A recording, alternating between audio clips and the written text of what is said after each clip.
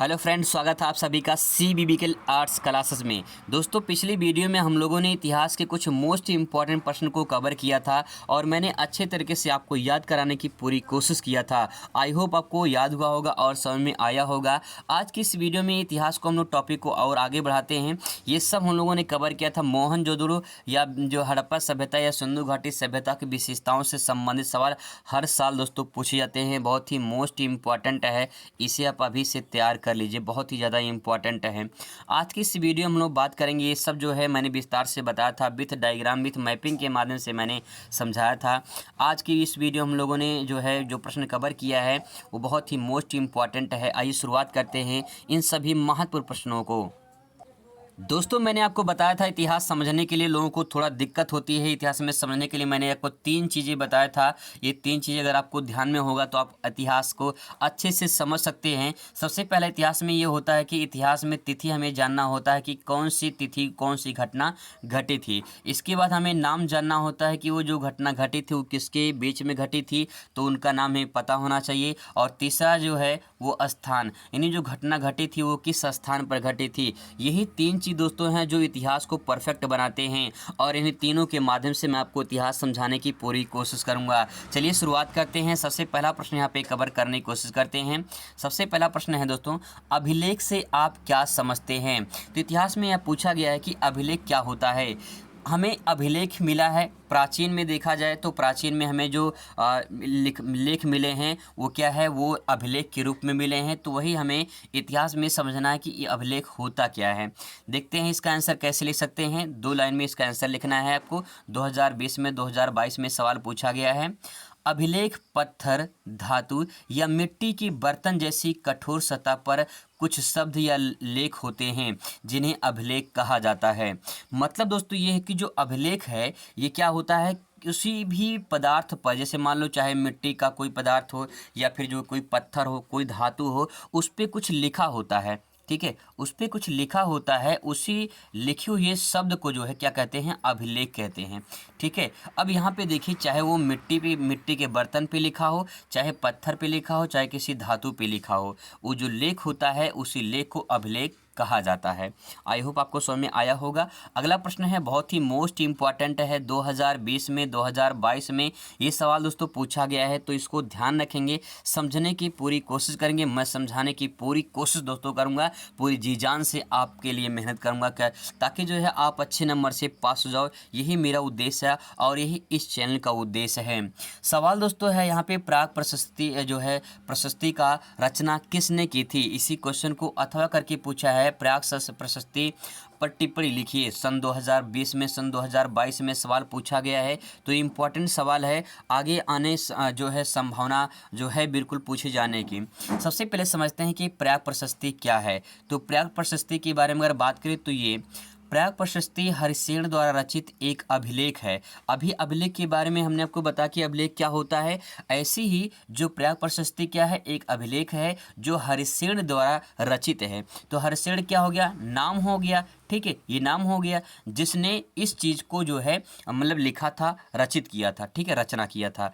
अब आगे लिख सकते हैं, प्राग प्रशस्ति प्रयागराज में किले के भीतर अशोक के स्तंभ पर उत्कीर्ण है। मतलब कि वहाँ पे जो है इस प्रकार से उसको दर्शाया गया है, लिखित मतलब लिखा गया है, जो प्रयागराज में यानी इलाहाबाद में किले के भीतर अशोक के स्तंभ पर उत्कीर्ण है। मतलब कि वहाँ पे प्रदर्शित है अशोक के स्तंभ पर, जिसे समुद्रगुप्त की राजसभा के प्रसिद्ध विद्वान हरिसेन ने करवाया था। अब देखिए 3 चीज़ें यहाँ पे आती हैं। नाम आता है यहाँ पे समुद्रगुप्त का, और यहाँ पे आता है हरिसेन का, और आता है अशोक का। अशोक के स्तंभ पर ये चीज़ लिखा गया है। प्राग प्रशस्ति जो है उत्कीर्ण है। और इसके बाद किसके शासन काल में, तो समुद्रगुप्त के शासन काल में राजसभा में प्रसिद्ध विद्वान थे राजा हरिसेन थे, विद्वान हरिसेन थे।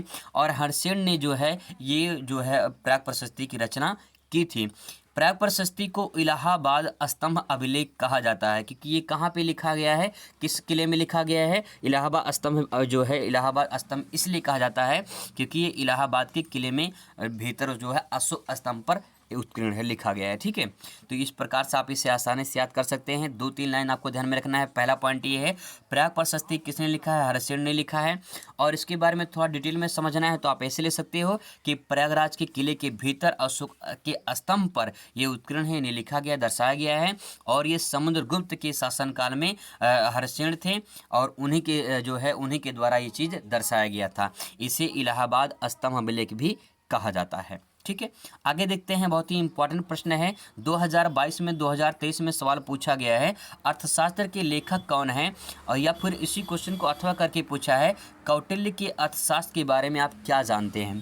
तो आप सभी को यहाँ पे आंसर तो पता चल गया होगा कि जो है अर्थशास्त्र के जनक कौन है? कौटिल्य हैं। लेकिन दोस्तों जो लोग अर्थशास्त्र पढ़ते हैं विषय के रूप में, उस अर्थशास्त्र के जनक एडम स्मिथ को कहा जाता है। ठीक है, एडम स्मिथ को कहा जाता है।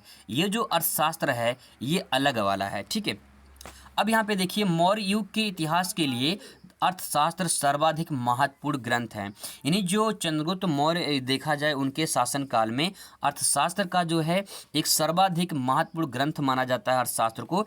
यह चंद्रगुप्त के मंत्री चाणक्य की रचना है। चाणक्य को कौटिल्य भी कहा जाता है और कौटिल्य को चाणक्य भी कहा जाता है। जो ये अर्थशास्त्र था ये राजनीति, आर्थिक, सामाजिक स्थिति पर आधारित था। क्योंकि जो हम आज की डेट में अर्थशास्त्र पढ़ते हैं वो अर्थशास्त्र अलग है, लेकिन जो कौटिल्य के द्वारा, चाणक्य के द्वारा जो अर्थशास्त्र की रचना हुई है वो राजनीति पे आधारित है, आर्थिक पे आधारित है और सामाजिक पे आधारित है। लेकिन जो लोग विषय के रूप में पढ़ते हैं वो सिर्फ आर्थिक पर ही आधारित है। तो इस प्रकार से ये प्रश्न का जवाब आप दे सकते हैं। आगे देखते हैं, बहुत ही मोस्ट इम्पॉर्टेंट अगला प्रश्न दोस्तों यहाँ पे है, महाजनपद के बारे में पूछता है सवाल। हर साल पूछा जाता है महाजनपद के बारे में। सन 2020 में सवाल पूछा गया है, महाजनपद की प्रमुख विशेषताओं को बताइए। या पूछ सकता है महाजनपद के विशिष्ट अभिलक्षणों का वर्णन कीजिए। तो आप सभी को पता होगा महाजनपद कितनी थी, 16 महाजनपद थी। और उन 16 महाजनपदों के बारे में भी सवाल आपसे अलग से पूछ लेता है। तो सबसे पहले हम लोग ये जानेंगे महा जो जनपद थे वो जो है उनकी विशेषता क्या थी। इसके बाद हम दूसरी वीडियो में ये समझेंगे कि 16 महाजनपद कौन है, उन्हें कैसे हम आसानी से ट्रिक से याद कर सकते हैं। सबसे पहला पॉइंट दोस्तों आप यहाँ पे ले सकते हैं। पहला पॉइंट क्या लिखेंगे यहाँ पे, महाजनपदों की संख्या 16 थी। अधिकांश महाजनपदों पर राजा का शासन होता था। तो ये पहली विशेषता हो जाएगी। जैसे मैंने आपको पिछली वीडियो में सिंधु घाटी सभ्यता के विशेषता के बारे में बताया था, वैसे ही दोस्तों यहाँ पे महाजनपद के जो विशेषता हैं उनके बारे में बताना है। तो सबसे पहले विशेषता ये निकल कर आती है कि जो महाजनपद था वो 16 महाजनपद था और उन 16 महाजनपदों में राजा का शासन होता था। तो पहला विशेषता क्या हो जाएगी, 16 महाजनपदों में राजा का शासन होता था। दूसरा पॉइंट यहाँ पे ले सकते हैं, इस समूह का प्रत्येक व्यक्ति राजा कहलाता था। इस समूह का प्रत्येक व्यक्ति क्या कहलाता था, राजा कहलाता था। भगवान महावीर, भगवान बुद्ध इन्हीं गढ़ों से संबंध रखते थे। तो ये जो चंद्रगुप्त मौर्य का शासनकाल था उस टाइम पे की बात है, 16 महाजनपदों की शुरुआत हुई थी। और उसमें देखा जाए तो जो है भगवान महावीर और भगवान बुद्ध के जो है गण जो थे इसी से संबंध रखते थे।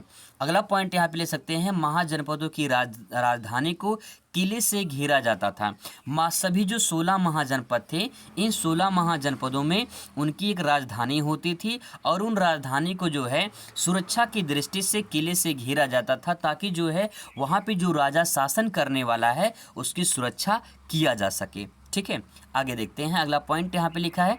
अगला पॉइंट दोस्तों यहाँ पे है, सेना, नौकरशाही पर राज्य की अधिकांश आय व्यय होती थी।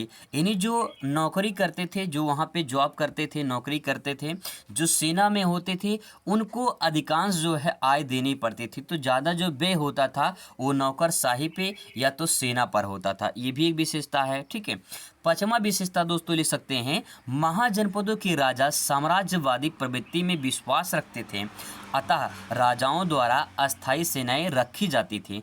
जो भी महाजनपद में राजा होते थे वो दूसरे साम्राज्य को अपने साम्राज्य में मिलाने की चेष्टा रखते थे, प्रवृत्ति रखते थे। इसीलिए हमेशा वो एक सेना रखते थे ताकि जो है कोई भी उन पर जो है अगर आक्रमण करे तो आक्रमण से वो बच सके। अगर उनको किसी पे आक्रमण करना हो तो वो अपनी सेना के द्वारा आक्रमण करके उसके साम्राज्य को अपने साम्राज्य में मिलाने की प्रवृत्ति रखते थे। ऐसा पॉइंट इसमें ऐड कर सकते हैं। तो दोस्तों ये कुछ पॉइंट है, बहुत ही सिंपल आसान शब्दों में मैंने लिखा है। आसान शब्दों में इसे आप समझ सकते हैं और अच्छे तरीके से याद कर सकते हैं। अगला प्रश्न दोस्तों यहाँ पे है, प्रभावती गुप्त कौन थे? उसने अपने अभिलेख में किसको आदेश दिया था? तो यहाँ पे पहला तो हमें नाम मिल गया कि प्रभावती गुप्त कौन थी, ये हमें समझना है, ठीक है।